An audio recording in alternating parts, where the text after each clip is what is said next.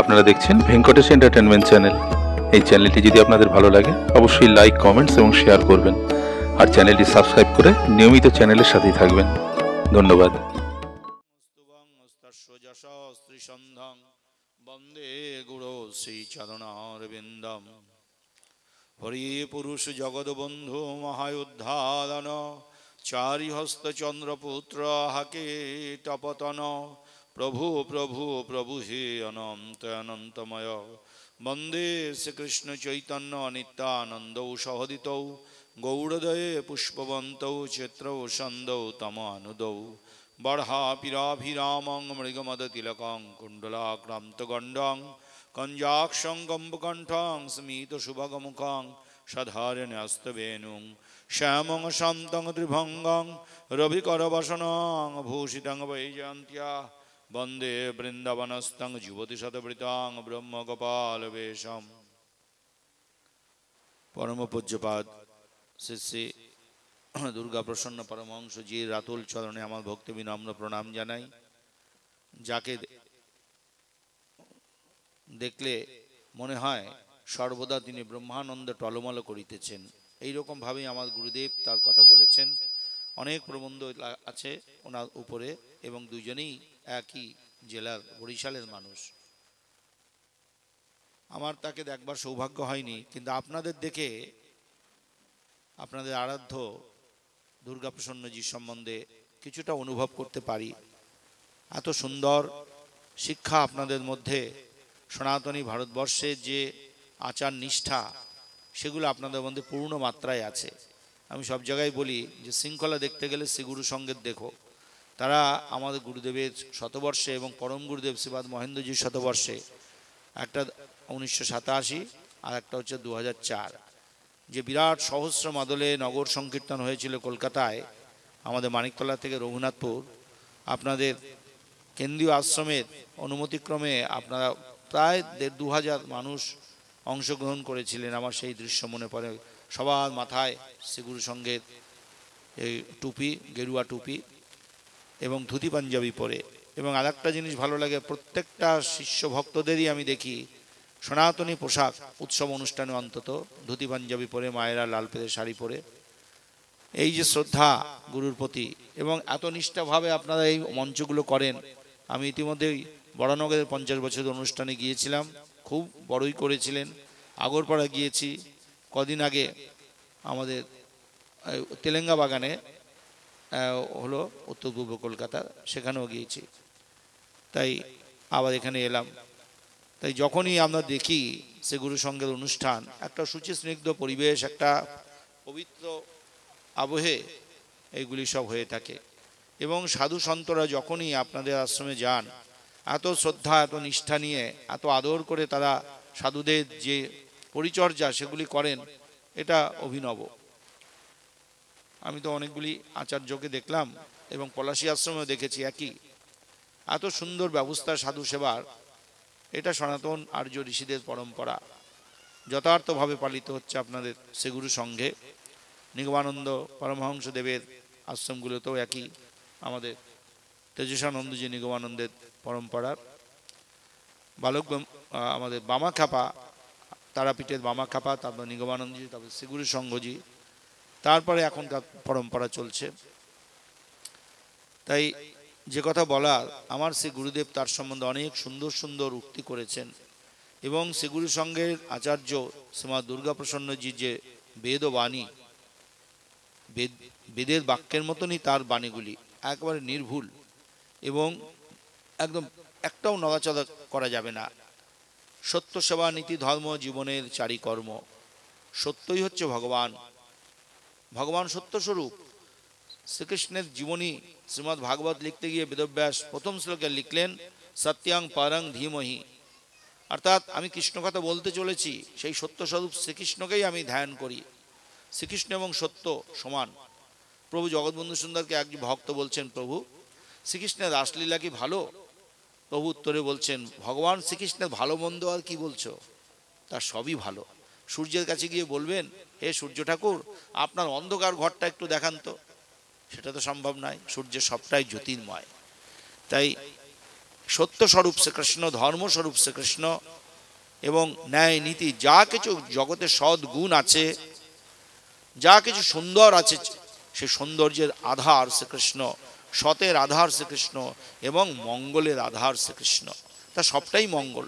শ্রীকৃষ্ণ সম্বন্ধে লোকে নানান রকম নানান সমালোচনা করেন, শ্রী রামচন্দ্র সম্বন্ধে করেন, কিন্তু আপনারা মূল গ্রন্থ ভাগবত বা রামায়ণটা পড়বেন, দেখবেন সমস্ত সংশয় দূরীভূত হয়ে যাবে। শ্রীমদ্ ভাগবত আমাদের কিভাবে শিক্ষা দিচ্ছেন, আমি এই আপনাদের এই গ্রন্থটার মধ্যে একটা প্রবন্ধ লিখেছিলাম, সে গুরুতত্ত্ব দুর্গাপ্রসন্নজি সম্বন্ধে।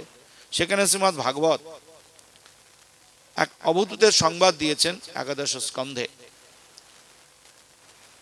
সে অবধূতকে জিজ্ঞাসা করা হলো, হে অবধূত, আপনি এই অল্প বয়স, একদম বালক বয়স, আপনি এরকম সন্ন্যাসীর বেশে ঘুরছেন, অবধূতের বেশে। সন্ন্যাসীদের তবু একটা নীতিনিষ্ঠা থাকে, কিন্তু অবধূত মুক্ত, কখনো নগ্নভাবে চলেছেন, কখনো বিভিন্ন বিচিত্র পোশাক পরছেন। তাই অবধূতকে বললেন, আপনি এই বয়সে এত জ্ঞান কি করে লাভ করলেন, আমাদের একটু বলুন তো। অবধূত বললেন, দেখুন, আমি 24টা গুরু করেছি, এই প্রকৃতি থেকেই সেই গুরুদের আমি বেছে নিয়েছি। সেই গুরুদের কাছ থেকে আমি শিক্ষা পেয়ে আমি আর সংসারের জালে আবদ্ধ হইনি। আর দাবিটা মুরাল ভাই বলেন যে বিবাহের সময় সানাই কি সুন্দর করে বাজে, সানাইয়ের বক্তব্য হচ্ছে কি মজা কি মজা, সানাইয়ের সাথে আবার ঢাক বাজে, ঢোল বাজে। ঢোলের কি বক্তব্য, পরে বুঝবি পরে বুঝবি। বিয়ের সময় হালকা মুকুট মাথায় পরে খুব মজা করে বিয়ে আমরা আনন্দ উপভোগ করি, কিন্তু বিবাহের পরে মুরাল ভাই খুব রসিক তো, ঢাক ঢোল বলে পরে বুঝবি পরে বুঝবি। মুরাল ভাই বলে আমরা আগেই বুঝে গিয়েছি, আর যারা আপনারা বিবাহ করেছেন এখন বুঝছেন। যাই হোক, সবই থাকবে, বিবাহ থাকবে, সাধুও থাকবে। তাই এই যে অবধূতের 24 গুরু, এই 24 গুরুর সম্বন্ধে আমরা একটু আস্বাদন করি। প্রথম গুরু হচ্ছে ক্ষিতি, মানে পৃথিবী মাতা, ধরণী সর্বংসহা। পৃথিবীর উপরে আমরা কত অত্যাচার করছি, কিন্তু পৃথিবী কিন্তু কখনোই বিরক্ত হন না। পৃথিবী হচ্ছে মা, যেমন গো মাতা আমাদের জননী, কত রকম অশান্তি করেছি বাড়িতে, কত রকম দুষ্টুমি করেছি, মা কিন্তু কখনোই আমাদেরকে ফেলে দেননি। তাই মা এবং পৃথিবী এরা হচ্ছে সর্বংসহা। পৃথিবীর কাছ থেকে আমি শিখেছি সব কিছু সহ্য করতে হয়। গীতার যে সার কথা, দুঃখে সনির্বিঘ্নমেনা সুখেষু বিগত স্পৃহ, সুখ দুঃখ মান অপমান সমান, এত পরিসংখ্যান দিলে আপনারা মানে অবাক হয়ে যাবেন। ছাত্রদের মধ্যে এই যে অবসাদ এবং বিভিন্নভাবে মানুষ যে অবসাদগ্রস্ত হয়, হাজার হাজার মানুষ আত্মহত্যা করে, এগুলো কেন হচ্ছে? আত্মতত্ত্ব জানে না, শক্তি মানে সহ্য করার শক্তিটা নেই। এখন তো শুনেছি স্কুলে বাচ্চাদের মারাও যাবে না, বকাও যাবে না। এই যে সহ্য শক্তিটা এরা ছোটবেলার থেকেই হারিয়ে ফেলছে, একেবারে মানে রাজপুত্রের মতন তারা মানুষ হচ্ছে না, শরীরের কোনো রকম আঘাত সহ্য করতে পারছে না, মানসিক আঘাত সহ্য করতে পারছে, একটু কিছু হলেই ভেঙে পড়ে, তারা জীবনটা নষ্ট করে দেয়। এর জন্য আমাদের সহ্য শক্তি দরকার। পৃথিবী মায়ের কাছে আমরা সহ্য শক্তি শিখব। ক্ষিতির পরে হচ্ছে পর্বত। পর্বত বহু ধনরত্ন দেয়, কিন্তু পর্বত নিজে কখনোই ভোগ করে না। এই পর্বতের কাছ থেকে আমরা শিখেছি পরার্থ পরতা। পর্বতের পরে হচ্ছে আকাশ। আকাশে কত রকম রং হয় দেখবেন, কিন্তু কিছুক্ষণ পরে আবার সেই স্বচ্ছতা এসে যায়। আকাশের কাছে আমরা শিখেছি নিঃসঙ্গতা। এরপরে হচ্ছে বায়ু। বায়ু সর্বত্র প্রবাহিত হয়, এখন বাতাস দেখা যায় না কিন্তু প্রবাহিত হয়। একটা যদি সুগন্ধ ফুল, এই যে আমার মালার সুগন্ধটা, আমি মালাটা নামাচ্ছি না, এত সুন্দর সুগন্ধ পাচ্ছি যে মনে হয় যেন সমস্ত দুঃখ ভুলে গেলাম। আর দুর্গন্ধ হলে সেটাও নাকে চলে আসে। এই করছে বাতাস, কিন্তু বাতাসে নিজস্ব কোনো কিন্তু গন্ধ নেই, বাতাস একদম নির্লিপ্ত। এই বাতাসের কাছে আমি নির্লিপ্ততা শিখছি। তারপর পঞ্চম গুরু হচ্ছে অগ্নি। অগ্নি কি করে? অগ্নি সমস্ত কিছুই দহন করে। সমস্ত কিছুর মধ্যেই অগ্নি আছে। এই যে হাতের মধ্যে অগ্নি আছে, এই যে ঘর্ষণ করুন দেখবেন গরম হয়ে গেছে। দুটি কাঠ অরণি মন্থনের দ্বারা প্রাচীনকালেও অগ্নি জ্বালানো হতো। তাহলে প্রত্যেকটা বস্তুর মধ্যেই অগ্নি আছে। তেমনি ঈশ্বর সর্বভূতে আছেন, শুধু আমাদের ভজন সাধনের ঘর্ষণের দ্বারা সেই ঈশ্বরকে জাগ্রত করতে হবে। এইভাবে অবধূত সেই অগ্নির কাছ থেকে শিখলেন যে সব কিছুর মধ্যেই ঈশ্বর আছে। সেই ঈশ্বরকে আমাদের জানতে গেলে, এই যে মহারাজ এতক্ষণ ধরে সাধন ভজনের কথা বললেন, কিভাবে জানবো গুরুর আদেশ কি করে পালন করব জীবনে, এর মাধ্যমে আমরা ঈশ্বরকে জানতে পারবো। অর্থাৎ ঈশ্বরকে খোঁজার কোনো দরকার নেই, আমার মধ্যেও ঈশ্বর আছেন সব কিছু। আপনারা বলেন বাবা একটু মাথায় হাত দিন, একটু চরণ ধরতে দিন। আমি বলি কেন, আমার মধ্যে যিনি আছেন আপনার মধ্যেও তিনি আছেন, শুধু আপনি তার কথাটা শুনুন। বিবেক রূপে বসে আছেন তিনি। আপনি যখন ভালো কাজ করেন কি বলে সাবাস বেটা সাবাস, আর খারাপ কাজ করলে কি করেন, আপনাকে ঘুমোতে দেবে না। সে ভেতরে অন্তর জ্বালায় আপনি দহন করবে আপনাকে, কেন আমি অন্যায়টা করলাম, কেন মিথ্যে কথাটা বললাম, কেন তাকে ঠকালাম। তাহলে ভিতরে বসে আমাকে সবসময় তিনি শাসন করছেন বা ধন্যবাদ দিচ্ছেন, তিনি হচ্ছেন অন্তর্যামী আমাদের। তা এরপরে হচ্ছে জল। জল হচ্ছে আমাদের তৃপ্তি দান করে, এবং জল শীতল। যখনই আমরা খুব ক্লান্ত হয়ে পড়ি জল আমরা পান করি। এই জলের মতনই আমাদের মধুর বাক্যের দ্বারা সকলের সাথে সদ্ভাব রাখতে হবে। কাউকে কটু কথা বলা যাবে না, কটু কথা বলতে নেই। কটু কথা বললে জিহ্বা থেকে সরস্বতী দেবী চলে যাবে। এইভাবে ছোটদের শিক্ষা দিতে হবে, কাউকে গালি দেবে না, কাউকে হিংসা করবে না। এইভাবে আমরা মধুর ব্যবহারের দ্বারা সকলকে আপন করে নিতে পারি। জলের থেকে আমরা সেই শিক্ষা পাই। স্নিগ্ধীকরণ এবং পবিত্রীকরণ। সূর্য দেখুন গরমকালে সমস্ত জল প্রায় শুষে নেয়, বিন্দু বিন্দু করে জল শুষে নেয়, আর বর্ষাকালে অনেক গুণ বেশি সেই জলটা প্রদান করে। তেমনি আমাদেরও রাজাদের এই শিক্ষা নিতে হবে। আমি কর নেব, সূর্য রশ্মি যেমন করে একটু একটু করে জল শোষণ করে, রাজারাও প্রজার থেকে কর গ্রহণ করবে খুব অল্প করে, যাতে তারা বেগ না পায়, কষ্ট না পায়। আবার চন্দ্র আমার গুরু। চন্দ্র কি, চন্দ্র দেখুন এক কলা দু কলা করে করে করে করে পূর্ণিমার দিনে পূর্ণ হয়ে যায়। আবার তারপর থেকে কৃষ্ণপক্ষ যখন আসে ক্ষয় হতে হতে হতে অমাবস্যায় চন্দ্র দেখাই যায় না। এই চন্দ্রের এই যে বৃদ্ধি এবং ক্ষয়, এতে কিন্তু মূল চন্দ্রের কিন্তু কিছু হয় না, চন্দ্রই থাকে। আমাদের পৃথিবীতে সেই থেকে দেখা যায় চন্দ্র এইভাবে ক্ষয় হচ্ছে, বৃদ্ধি হচ্ছে। ঠিক তেমনি চন্দ্রের মতনই আমাদের একদম চরিত্রের দৃঢ়তা রাখতে হবে। কখনোই আমরা যেন নিজেদেরকে ক্ষয়ে বা বৃদ্ধিতে উল্লসিত না হই, অবসাদগ্রস্ত না হই। এরপর হচ্ছে কপতি, পায়রা। তা গাছে পায়রারা বাসা বাঁধে, তাই দুটো কপতি দুটো ছানা দিয়েছে। ছানা সদ্যজাত ছানা হয়েছে। এক ব্যাত কি করলো, ওই পায়রা ধরার জন্য লাঠি দিয়ে খোঁচা দিয়ে ওই ফেলে দিল। এখন জালের মধ্যে পড়লো। এদিকে মা পায়রা এসে দেখছে যে বাচ্চা দুটি পড়ে গেছে জালের মধ্যে, আর তো ওদের পাওয়া যাবে না। এখন আমি কি করব? মা ওই সন্তানদের শোকে হিতাহিত জ্ঞান শূন্য হয়ে ওই জেলের জালের মধ্যে ঝাঁপ দিল। তাহলে মাও তার শেষ হলো জীবনটা। এরপরে বাবা পায়রা যখন এসেছে তখন দেখছে হায় হায়, আমাদের সন্তান দুটি এবং আমার পত্নী স্ত্রী সেও জালে ধরা পড়ে গেল। এখন আমি একা কি করব? সেও এদের মোহে পড়ে সে বাবা পায়রাটাও ঝাঁপ দিল। এই দৃশ্যটা দেখতে পেয়েছে অবধূত দেখতে পেয়ে ভাবলো এটা কেন করলো? পিতামাতা এই যে সন্তানের প্রতি মোহগ্রস্ত হয়ে নিজেদের আত্মত্যাগ করলো, এটা ঠিক করলো না। আমাদের মনুসংহিতায় বলেছেন আত্মানাং সততাং রাক্ষসে ধানই রূপী। যে কোনো প্রকারই হোক নিজেকে, গাছটাকে আগে বাঁচিয়ে রাখতে হবে, তারপরে এই বছর ফল হলো না আগামীতে ফল হবে। গাছ হচ্ছে আমি নিজে, আমাকে বাঁচতেই হবে। তা প্রত্যেকেই যদি মনে করে আমি গাছ, আমাকে যে কোনো রকমে আমাকে বাঁচতে হবে, তাহলে কিন্তু তার জগতে আসাটা সার্থক। মহারাজ বলছিলেন না, মৃত্যু কামনা কখনো করতে নেই। মা আনন্দময়ী বলতেন মরে যাব, মরলে ভালো হতো, এই কথা কখনোই বলতে নেই। আমাদের কর্মফলের জন্য, প্রারব্ধের জন্য দেহটা আছে। প্রারব্ধ সমস্ত খণ্ডন হবে, তারপরে সেদিন আমার মৃত্যু হবে। এই প্রারব্ধ থাকতে থাকতে আমি যদি আত্মহত্যা করি বা আমি যদি অপঘাতে মারা যাই, তাহলে আবার নতুন জন্ম নিতে হবে। সেই জন্য কখনোই বলতে নেই যে আমি মারা যাব। তাই কপতির থেকে শিক্ষা নিলাম যে সন্তান বাৎসল্য ভালো, কিন্তু মোহগ্রস্ত হওয়া ভালো না।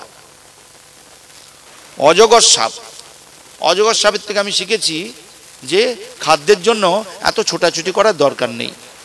আমাদের বলে না মুনি ঋষিরা কেমন থাকে, অজগর বৃত্তি। অজগর কিন্তু খাওয়ার জন্য ছুটে বেড়ায় না, অজগর এক জায়গায় বসে থাকে, বসে থাকতেই হঠাৎ করে একটা মুরগি ধরুন তার সামনে এসে গেল, তখন সে খপ করে ধরে, কিন্তু ছুটে বেড়ায় না খাওয়ার জন্য। 7 দিন কিছু পেলো না, চুপচাপ থাকলো মরার মতন পড়ে, আবার একদিন একটা প্রাণী এলো, তাকে খেলো। এই অজগর বৃত্তি সাধুকে নিশ্চল বা সাধুকে বিভিন্ন দিকে ছোটাছুটি করার প্রয়োজন থেকে বিমুক্ত রাখে। মহাপ্রভুর পার্শ্বদের একটা কথা আছে, জিহ্বার লালসে যেবা ইতি উতি ধায়, শিষ্ণদর পরায়ণ কৃষ্ণ নাহি পায়। আজকে এখানে গিয়ে ভালো খাওয়া যাবে, যাই, ওখানে গিয়ে ভালো খাওয়া যাবে, এই দক্ষিণা পাওয়া যাবে, এই যে ছোটাছুটি, এটা সাধুরা কখনোই করবে না। ডক্টর গোবিন্দ গোপাল মুখোপাধ্যায়কে জানেন, তিনি আমাকে বলেছিলেন, দেখো তোমরা এত ছোটাছুটি করো কেন, মহানামবর্তীজির মতন ভাগবত নিষ্ঠ হও। আজকে এখানে ওখানে প্রতিদিন এত লেকচার দেওয়ার দরকার কি? কুর্ম অঙ্গানি বা সর্বাসা, কচ্ছপ যেমন নিজের দেহটাকে গুটিয়ে রাখে, কচ্ছপ সব থেকে বেশি বাঁচে। 300 বছর কচ্ছপ বাঁচে, পৃথিবীতে অন্য কোনো প্রাণী বাঁচে না, কারণ কচ্ছপ হচ্ছে সব থেকে শান্ত প্রাণী। তাই অজগর সাপের মতন আমাদের জীবনযাত্রাটা সেরকম করতে হবে। অত বেশি মোটা ভাত মোটা কাপড় পেতে কতটা লাগে? আমরা দেখি যে শিয়ালদা লাইনে সকালবেলা আসে 5টা-6টার সময়, আবার রাত্রেবেলা 10টা-11টায় বাড়ি যায়, সারাদিন আবার স্ত্রীও কাজ করছে। এত কিসের দরকার? আমার এত বেশি লোভ করার দরকার নেই, মোটামুটি মোটা ভাত মোটা কাপড় পরলেই আমার চলে যাবে, সেইভাবে আমি জীবনটাকে ব্যালেন্স করে চলতে হবে। এরপরে বলছেন সাগরে দেখুন বর্ষাকালে কত জল, সমস্ত নদীর জল সাগরে আসে। আদৌ পুরীতে গিয়েছেন, বর্ষাকালে দেখেছেন সাগরে উঠে গেছে? কখনো দেখবেন না, ওই একই জায়গায় থাকে। বর্ষা হোক শীত হোক, যখনই যাবেন পুরীর সমুদ্র তটের জলটা একই থাকে। অর্থাৎ সম্পদ যখন বাড়বে কখনই আহ্লাদিত হবে না, কখন বেশি উৎসাহ দেখাবে না। সম্পদ যখন কমে যাবে তখনও মূর্ছে পড়বে না, আবার সোজা হয়ে আমাদের বাঁচতে হবে। তাই সাগরের কাছে আমি এই শিক্ষাটা করেছি যে সুখ দুঃখে সমানভাবে নিজেদেরকে রাখতে হবে। পতঙ্গ 5টি ইন্দ্রিয় আছে আমাদের, চক্ষু কর্ণ জিহ্বা নাসিকা ত্বক। 5টি ইন্দ্রিয়ের এক একটা ইন্দ্রিয়ের অবশীভূততার জন্য এক একটা প্রাণী দেহত্যাগ করে। তার প্রথম হচ্ছে পতঙ্গ। পতঙ্গের হচ্ছে রূপাশক্তি। এই যে দেখবেন বিশেষ করে এই কালী পূজার সময় প্রচুর পোকা হয়, এবং যে লাইটের কাছে গিয়ে পোকাগুলো ঝাঁপিয়ে ঝাঁপিয়ে পড়ে, আর ওই লাইটের উত্তাপে পুড়ে মারা যায়। পতঙ্গ মনে করে আহা অত আলো, না জানি কি মধু আছে ওখানে, কি না জানি কি আনন্দ আছে। পতঙ্গ রূপের প্রতি আসক্তি হয়ে নিজের প্রাণ বিসর্জন দেয়। তারপর হচ্ছে মধুকর, মৌমাছি পদ্মের মধু খেতে বসে। পদ্ম ফুলের মধু সব থেকে প্রিয়, সব থেকে ভালো।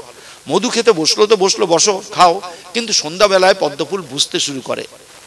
সূর্যের আলোতে পদ্ম ফুল ফোটে, আবার সূর্য অস্ত গেলে নিভে যায়। কিন্তু পদ্ম মধুপানে এত আসক্ত হয়ে যায়, ওই মৌমাছি পদ্মের বুকে বসে আর সন্ধ্যা হয়ে গেলেও সে ওঠে না। পদ্মের পাপড়িগুলো চেপে ধরে, স্বাভাবিক তাহলে নিদ্রা যায়, পাপড়িগুলো বুঝে যায়। ওই পাপড়ির চাপে সারাটা রাত সে বেচারি মানে ছটফট করতে করতে সেখানেই মারা যায়। তাহলে এই মধু পানের আসক্তির দ্বারা এই মধুকর বা মৌমাছি মারা যায়। হস্তি স্পর্শেন্দ্রিয়, অর্থাৎ স্পর্শ সুখের জন্য পুরুষ হাতিগুলো ওই স্ত্রী হাতি দেখলেই তার দিকে ধেয়ে যায়, আর গায়ে গা ঘষা দিয়ে তারা সুখ অনুভব করে। আর এই পুরুষ হাতিদের দাঁত খুব মূল্যবান। এই পুরুষ হাতিদের দাঁত নেওয়ার জন্য ওই স্ত্রী হাতিদের একটাকে বেঁধে দেয় বেঁধেরা ওই গাছের গোড়ার সাথে, আর চতুর্দিকে গর্ত করে রাখে, ওপরে ডালপালা বিছিয়ে রাখে, মনে হয় যেন সমতল। পুরুষ হাতির দল যখন ছুটে যায় তখন ওই স্ত্রী হাতিকে দেখে তারা ওই স্ত্রী হাতির গায়ে স্পর্শ পাওয়ার জন্য ওই তার কাছে যায়। যেতেই ওই খানাগুলো গর্তগুলোর মধ্যে পড়ে যায়, ধপ ধপ করে পড়ে যায়। আর বেধেরা এসে নির্দয়ভাবে হাতিকে মেরে দাঁতগুলো তুলে নিয়ে বিক্রি করে অনেক অর্থ উপার্জন করে। তাহলে সামান্য পুরুষ হাতিরা এই সামান্য স্ত্রী অঙ্গে স্পর্শ করবার জন্য তাদের জীবনটা যায়। আর হচ্ছে হরিণ, কর্ণের আসক্তি, শ্রবণাশক্তি। কর্ণ এমনই একটি ইন্দ্রিয় যে সুন্দর কথা শুনতে, সুন্দর বাজনা শুনতে আমরা খুব ভালোবাসি। পশুদের মধ্যেও তাই। বাঁশি বাজালে হরিণ দাঁড়িয়ে পড়ে। বেধেরা হরিণ শিকার করতে গেলে বাঁশি নিয়ে যায়, বাঁশি বাজায়, আর হরিণ ছুটতে থাকে, তো বাঁশি শুনে চুপচাপ দাঁড়িয়ে পড়ে, একদম একদম চিত্রপুত্তলিকার মতন দাঁড়িয়ে। যেই পড়লো পেছন থেকে গুটি গুটি পায়ে গিয়ে এসে ব্যাধ তীর দিয়ে হরিণকে বিদ্ধ করে। এইভাবে হরিণ মারা যায় কর্ণেন্দ্রিয়ের জন্য। আর মৎস্য, মাছ ধরবার সময় দেখবেন ছিপের মধ্যে বড়শিতে খাবার দিয়ে জলে ফেলে, আর মাছ মনে করে আহা কি সুন্দর একটা বড় খাদ্য আমার সামনে উপনীত হয়েছে, আমি এটাকে একবারে গিলে খাবো। যেই ওই টোপটাও গিলতে থাকে, নড়ে যায়, আর ফাতনাটা নড়লেই ওই শিকারি ফাতনা নড়া দেখে সঙ্গে সঙ্গে হ্যাঁচকা টান মারে, আর বড়শির ফলাটা জিহ্বায় গিয়ে লাগে, বেচারি মাছ এই জিহ্বার লালসায় প্রাণ ত্যাগ করে। এইভাবে চক্ষু, কর্ণ, জিহ্বা, নাসিকা, ত্বক 5টি ইন্দ্রিয়ের জন্য 5টি প্রাণী দেহত্যাগ করে, ভাগবত এইভাবেই বলেছেন। আর মানুষের মধ্যে সে 5টি ইন্দ্রিয় অতি প্রবল, তাই একটা ইন্দ্রিয়ের জন্য একটা প্রাণ চলে যায়, 5টি ইন্দ্রিয় প্রবল হলে আমাদের কি দুর্গতি হবে। তাই সেই জন্য সমস্ত ইন্দ্রিয় সম্বন্ধে সজাগ থাকতে হবে, সাবধান থাকতে হবে। পিঙ্গলা, পিঙ্গলা হচ্ছে গণিকা। গণিকারা পুরুষেরকে ভুলিয়ে ভালিয়ে তাদের সাময়িক সুখ দান করে দেহ দিয়ে, তারপরে কিছু অর্থ উপার্জন করে। তো একদিন এক পিঙ্গলা বিদেহ নগরে, সেই নগরের নটিয়া বলে এদের, এরা দাঁড়িয়ে আছে, কোনো পুরুষ তার সেদিনে এলো না। দিনের পর দিন, সারা রাত অনেক হয়ে গেল, কিন্তু কোনো পুরুষ তার কাছে তাকালোই না। তখন পিঙ্গলা ভাবলো, ছি ছি ছি, ধিক আমার রূপকে, আমার কাছে কেউ এলো না। তখন সে পিঙ্গলা আত্মচেতনা এলো, কেন আমি নিজে দেহ বিক্রি করছি এইভাবে, আমার অন্তরেই তো আমার ঈশ্বর আছেন, আমি ঈশ্বরকেই সেবা করব। এইভাবে পরপুরুষের প্রতি আমি ধাবিত হব না বা তার আশায় থাকবো না। এই পিঙ্গলার যে বৈরাগ্য এলো, নির্বেদ এলো, এই নির্বেদটাই তাকে ঈশ্বরের কাছে পৌঁছে দিল। এই পিঙ্গলা গণিকার কাছ থেকে আমরা শিখেছি যে আনন্দ বাইরে নেই, আনন্দ আমার ভিতরেই আছে, আমার ঈশ্বরকেই আমি আরাধনা করব। কুড়র পাখি, কুড়র পাখি মানে একটা সাধারণ পাখি, ওই সে পাখি একটা মাংসের টুকরো পেয়েছে কোথা থেকে, আকাশ দিয়ে উড়ে যাচ্ছে তার বাসার দিকে, একটা শকুনের নজরে পড়েছে। শকুনটা তখন সেই কুড়ার পাখিটার মুখের মাংসটা খাওয়ার জন্য ওই পাখির পিছনে ধাওয়া করলো। এদিকে একটার পর একটা শকুন আসছে, বেচারি কুড়ার পাখি, ছোট্ট পাখি, ওই মাংসটা খাওয়ার লোভ পরিত্যাগ করে মাংসটা ঠোঁট থেকে মুখ থেকে ফেলে দিল। যে মাংসটা নিচে পড়ে গেল, ওই শকুন সঙ্গে সঙ্গে কুড়ার পাখিকে ছেড়ে মাংসের দিকে ধাবিত হলো। বেচারি কুড়ার পাখি প্রাণ ফিরে পেল। বালক, ছোট্ট শিশু, তার সুখ দুঃখ কোনো বোধ নেই, কোনো শীত গ্রীষ্মের কোনো বোধ নেই, মান অপমান কোনো চিন্তা নেই, সর্বদা আনন্দে থাকে। শিশুদের যা হয় বালক সবসময় আনন্দে। আমার গুরুদেব বলতেন বালকের জীবনী শক্তি যতটা লাগে তার থেকে বেশি তার উৎপন্ন হয়, ফলে সে সারাদিন সে নৃত্য করে, সারাদিন হইচই করে, সারাদিন লাফালাফি করে, অর্থাৎ এক্সেস হয়ে যায় শক্তি। এই বালকের মতন যে মানসিকতা, এই মানসিকতা হলে সব থেকে আনন্দে থাকা যায়। তাই ওই বালককে সে গুরু করে নিল, সে হচ্ছে বালক গুরু। কুমারী নারী, একটা মেয়ে সম্বন্ধ দেখতে এসেছে শ্বশুর বাড়ির থেকে, হবু শ্বশুরের বাড়ির থেকে। তাই তখনকার দিনে কি হতো, অতিথি আসলে তাকে খাবার দিতে গেলে ধান কুটে চাল বের করে তখন রান্না করে দিতে হতো। তা এখন চাল বোধহয় কমে গিয়েছে, ওই ধানগুলো ঢেকিতে কুটছে, হাতের মধ্যে 8-10 গাছা চুড়ি ছিল 2 হাতে। কুমারী নারী তো, ও শৌখিন, তাই ওই হাত নাড়াচ্ছে, তার চুড়িগুলো ঝনঝন ঝনঝন করে বাজছে। ঘরে অতিথিরা তখন মনে করতে পারে যে হায় হায় রে, চাল ঘরে নেই, এখন চাল খুঁটে আমাদের চাল দেবে, এই গরিব ঘরে বিয়ে দেবো। এই কুমারী নারী এই সমস্ত ভাবছে। কুমারী নারী ভাবলেন তাহলে আমার সম্বন্ধে খারাপ ধারণা হবে অতিথিদের, এই চুড়িগুলো খুলে দিই। কমাতে লাগলো, তবুও বাচ্চে, কমাতে কমাতে 2টো রাখলো, প্রতি হাতে 2টো করে, তাও ঝনঝন হচ্ছে। বলে তাহলে একটা খুলে দিই। সে একটা খুলে দিলেও একটা রাখলো, এইবার চাল কুটছে, আর কোনো শব্দ হচ্ছে না। অবধূত সাধু শিক্ষা নিল যে একত্রে সবজন, বহু লোকের সাথে থাকলে দ্বন্দ্ব হবেই। আমরা পড়াশোনার সময় জানি 1-এ মিনমিন, 2-এ পড়া, 3-এ হট্টগোল, এরকম বলি না? তো যত লোক থাকবে তত হট্টগোল হবে। সেই জন্য সাধু সর্বদা নিঃসঙ্গ থাকবে। এবং গীতা তো প্রায় 4-5 জায়গায় অসঙ্গ শাস্ত্রেণ দৃঢ়েণ চিত্ত্বা, তারপর নিঃসঙ্গের কথা বহুবার বলা হয়েছে। অর্থাৎ সাধু ঠাকুর রামকৃষ্ণ দেবের কথা, ধ্যান জপ করবে কনে কোণে মনে আর বনে, অর্থাৎ বনের মধ্যে চলে যাবে, না ঘরের এক কোণে, আর নাহলে মনে মনে। তাই এইভাবে আমাদের শিক্ষা নিচ্ছে এই অবধূত। তেলাপোকা, তেলাপোকাকে কাঁচপোকা ধরে, কাঁচপোকা ধরার পরে তার গর্তের মধ্যে নিয়ে যায়। আর তেলাপোকা কেমন ভাবে ধরে, তেলাপোকা তার হাত থেকে ছুটতে পারে না। আর তেলাপোকা বেচারি তখন ওই কাঁচপোকার ধ্যান করে, হাই কাঁচপোকা তুমি আমাকে ধরলে, কাঁচপোকা আমাকে ছেড়ে দাও, কাঁচপোকা আমি তো মারা পড়ে যাব না খেয়ে। এইভাবে কাঁচপোকার কথা ভাবতে ভাবতে ভাবতে ভাবতে দীর্ঘ কয়েকদিন পরে তেলাপোকা নিস্তেজ হয়ে গেলে ও তেলাপোকাকে খাবে। এর মধ্যে হয় কি, তেলাপোকাটার দেহটা ওই কাঁচপোকার আকার ধারণ করে। কাঁচপোকা আপনারা দেখে থাকবেন অনেক বড় ভীমরুলের মতন, ওই পাখনাগুলো দুটো একটু মোটা। ওই কাঁচপোকার পাখনাগুলো ওরকম মোটা বর্ণ হয়ে যায়, মোটা এবং বর্ণটা কাঁচপোকার মতো হয়ে যায়।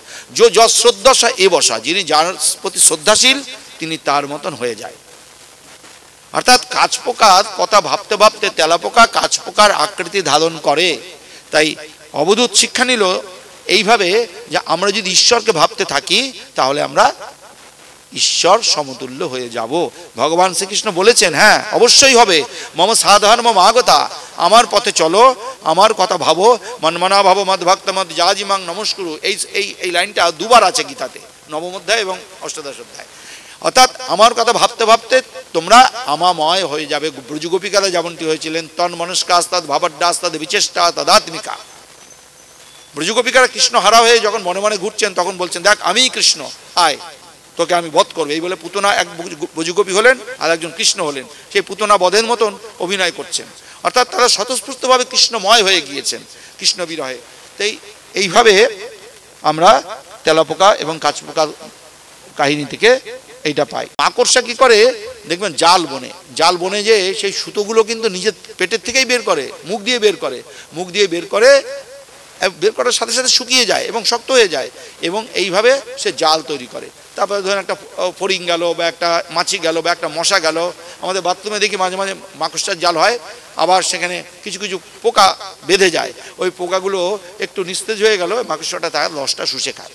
তাই মাকড়সার ভেতর থেকে যে জালগুলো বেরোচ্ছে, এই জালগুলো আবার সে মুখে পুড়ে নিচ্ছে। অর্থাৎ সৃষ্টি এবং ধ্বংস ভগবান নিজে থেকেই করছেন, আবার নিজের মধ্যেই আবার গুটিয়ে নিচ্ছেন।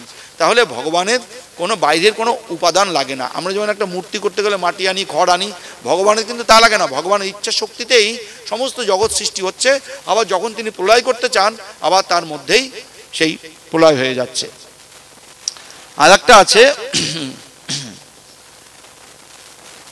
অবধূতের নিজ দেহ। অবধূত দেখছেন যে কোনো দেহেতেই ঈশ্বর প্রাপ্তি সম্ভব নয়, একমাত্র মনুষ্য দেহ ভিন্ন। এই মনুষ্য দেহ ভিন্ন, ঈশ্বর প্রাপ্তি সম্ভব নয়। আমি তো মনুষ্য দেহ পেয়েছি, অতএব এই দেহেতে আর পশুর মতন ভোগ করব না, এই দেহটাকেই ঈশ্বরের মন্দির বানাবো। আমরা যে তিলক কাটি, মহারাজ যে চুল রেখেছেন বা ভস্য দেন, এই বা গৈরিক বসন পাবেন, সব কিছুর মূল হচ্ছে ঈশ্বর ভজন। ঈশ্বর ভজনের অনুকূল এগুলি। এই ঈশ্বর ভজন আমাদের এই দেহেই করব। আর একটা আছে, সে হচ্ছে একজন ব্যাদ, সে তীরের ফলা বানাচ্ছে। তীরের ফলা অর্থাৎ লোহার টুকরো খুব সুন্দর করে ওই সুচলো করে একটা কাঠির মধ্যে তীরের ফলা বানাচ্ছে। এত নিমগ্ন হয়ে বানাচ্ছে, ইতিমধ্যে একটা বরযাত্রীর দল তার পাশ দিয়ে চলে গেল ঢাকঢোল বাজিয়ে। তখন একজন এসে বললে, হ্যাঁ রে, বরযাত্রীর দল গেল দেখেছিস? বলে, না না, আমি দেখবো কি করে, আমি তো বুঝতেই পারিনি। ও তুমি বুঝতে পারিনি? বলে, না, আমি এই তীরটা বানাচ্ছিলাম এত যত্ন নিয়ে, এত মনটা দিয়ে, আমি বুঝতে পারিনি। তার মানে এই মনোযোগ এমনই যে আমাদের লক্ষ্যে পৌঁছতে সাহায্য করে।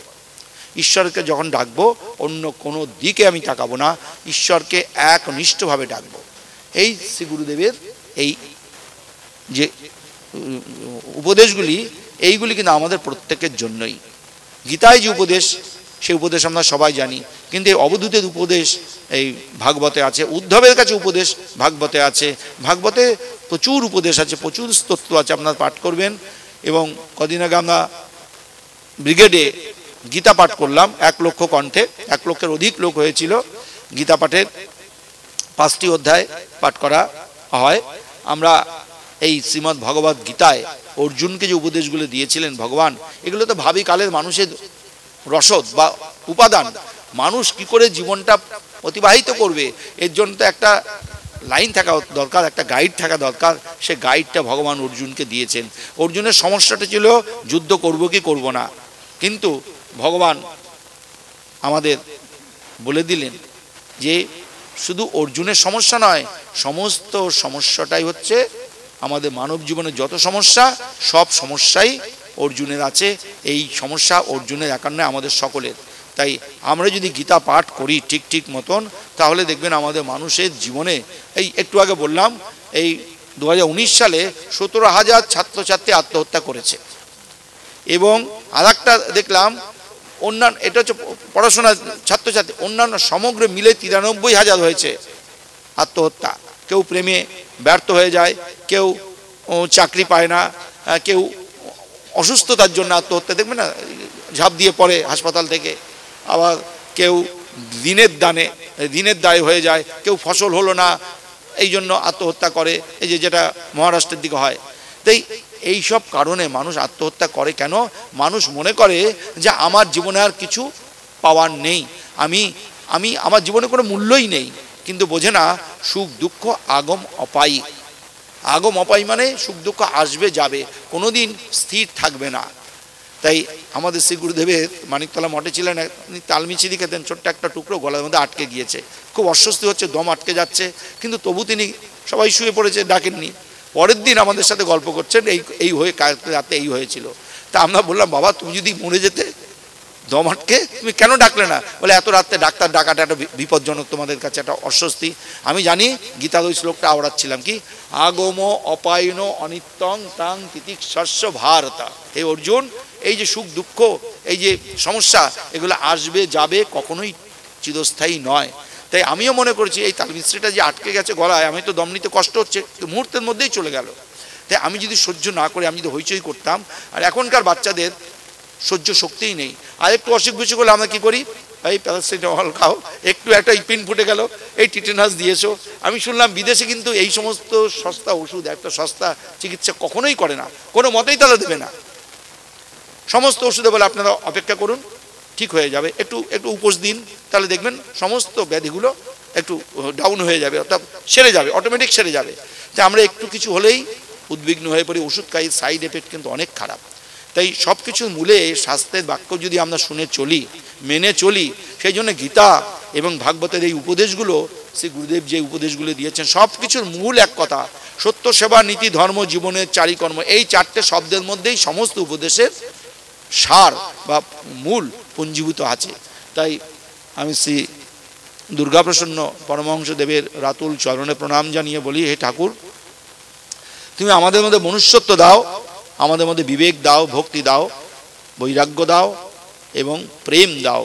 যেই প্রেম না হলে জগতের মানুষ হবে না। আজকে দেখুন মানুষের মধ্যে এত হিংসা, ভাবা যায় না, প্রত্যেকটা মানুষকে আইডেন্টিফাই করে দিচ্ছে এ কোন দল করে, এমনকি গীতাতেও এক বসিরহাট থেকে একটা বাস আসবে, তাদের হুমকি দেওয়া হয়েছে, তোমরা যদি যাও তোমাদের কাজ বন্ধ করে দেব, তোমাদের মানে পরে খবর হবে, এমনভাবে হুমকি দিল, সে বেচারিরা আসতেই পারলো না। লাভপুর বীরভূম, সেখানে এক সাধু আসবে, সাধুকে বলেছে তুমি যদি যাও তোমার মন্দির গুড়িয়ে দেবো, তারপরে তোমার খবর হবে। এইরকম জগতে প্রত্যেকটা মানুষের মধ্যে একটা আতঙ্ক, আমরা কোথায় বাস করছি। মানুষকে রং দেখে বিচার করা হচ্ছে, মানুষকে জাতি দেখে বিচার করা হচ্ছে, মানুষকে ধর্ম দেখে বিচার করা হচ্ছে, কিন্তু ভগবান তো সূর্য যে আলো দিচ্ছে, একে কি জাতি বেছে দিচ্ছে? সবাই ঘরে তো আলো দিচ্ছে। সেই জন্য আমাদের ভগবানের মতো উদার হতে হবে, আমাদের পরের প্রতি শ্রদ্ধা, ভালোবাসা, প্রেম নিয়ে তাদের সাথে ব্যবহার করতে হবে। মনে করতে হবে আমার সাথে যে ব্যবহারটা উনি করছেন, সেটা যদি আমি করি, সেটা তো ওনার খারাপ লাগবে। ঠিক তেমনি আত্মা, তা নিজেকে প্রমাণরূপে লোকের সাথে ব্যবহার করতে হবে। আমি আপনাকে এমন একটা কথা বলবো না যে কথাটা শুনলে আপনি অসন্তুষ্ট হন বা আপনার ক্ষতি হতে পারে। আপনি সম্মানীয় ব্যক্তি, আমিও সম্মানীয় ব্যক্তি, অর্থাৎ পরের সাথে কি করে ব্যবহার করব সেটা নিজেকে প্রমাণ রেখে ব্যবহারগুলো করতে হবে, তাহলে আর কোনো সমস্যা হবে না।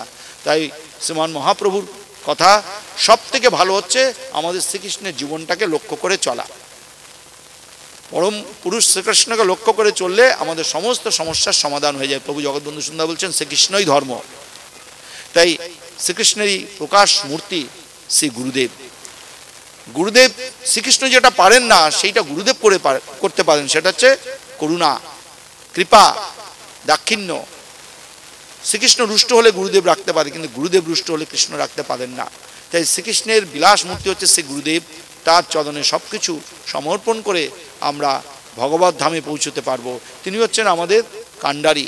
আমরা যেমন নবদ্বীপ আসতে গেলে ওই আমাদের স্বরূপগঞ্জ থেকে নৌকা করে নবদ্বীপে আসতে হয়, সেই মাঝি আমাদের নিয়ে আসেন। তাই আমরা যে গোলকে যেতে চাই সেই গোলকের কাণ্ডারি হচ্ছেন আমাদের শ্রী গুরুদেব, মদগুরু শ্রী জগৎগুরু।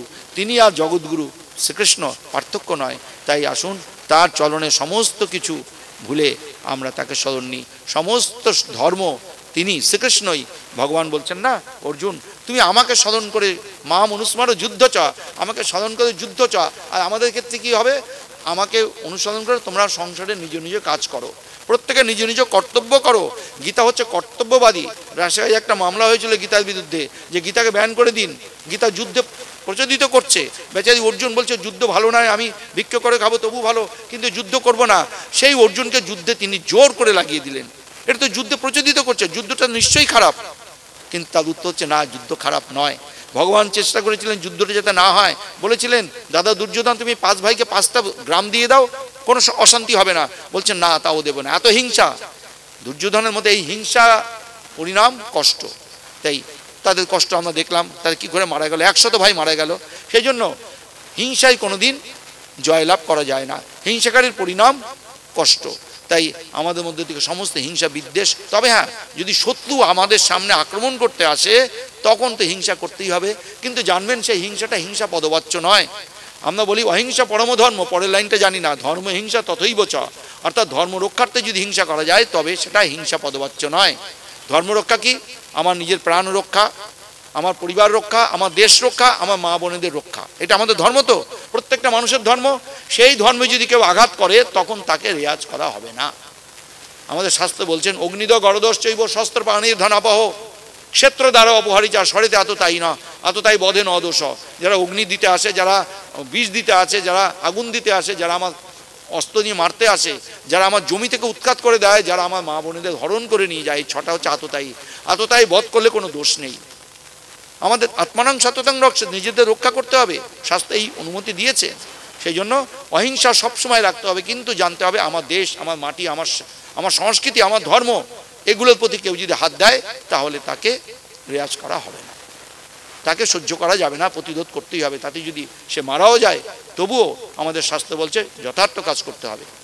যথার্থ কাজ করেছ, কিন্তু বিনা কারণে তাকে আমি কোনো ক্ষতি করব না। যখনই আঘাত আসবে আমার ধর্মে তখন আমাকে উঠে পড়ে লাগতে হবে। গীতা সেই কথাই আমাদের শিক্ষা দিচ্ছে। আজকে সেই কথা ভুলতে বসেছি, এই জন্য সকলের মধ্যে গীতার প্রেরণা আমরা আবার নতুন করে দিতে চাই। গীতা মাতার জয় হোক, ঠাকুর নিগমানন্দজির জয় হোক, আপনাদের জয় হোক, এই কথা বলে সকলকে আমার ভক্তিপূর্ণ শ্রদ্ধা প্রণতি জানিয়ে এখানে বিশ্রাম দিচ্ছি। শ্রী গুরু জয়, শ্রী গুরু জয়, শ্রী গুরু জয়, শ্রী গুরু জয়। পরম পূজ্যপাদ বন্ধু গৌরব ব্রহ্মচারীকে আমাদের সশ্রদ্ধ প্রণাম। তিনি তার মূল্যবান বক্তব্যের সারাংশে গীতার উদ্ধৃতি দিয়ে বললেন আমাদের কি করা উচিত, ধর্ম রক্ষার জন্য কিভাবে কি উপায় অবলম্বন করা উচিত, ইত্যাদি ইত্যাদি। সাধন ভজন কি আমরা জানি না, গুরুবাক্য ঠিকমতো পালন করতে পারি না, গুরুর নাম সময় মতো ত্রিসন্ধ্যা জপ করতে পারি না। আমাদের মধ্যে এমনও কেউ কেউ হয়তো আছেন যারা ভাব সমাধিতে নিমজ্জিত হন। আমরা জানি না, চিনি না, বুঝি না, কাউকে আমাদের বোঝা সম্ভব নয়। সদা সর্বদা গুরু নামে ব্রতী না হলে এই জগতে সূর্য উঠত না, চন্দ্র উঠত না। গুরুদেব বলেছেন তোমরা নাম করো, নাম করো, হরের নাম হরের নাম হরের নাম, ওই কেবলম কলৌ নাস্তেব নাস্তেব নাস্তেব গতিরন্যতা।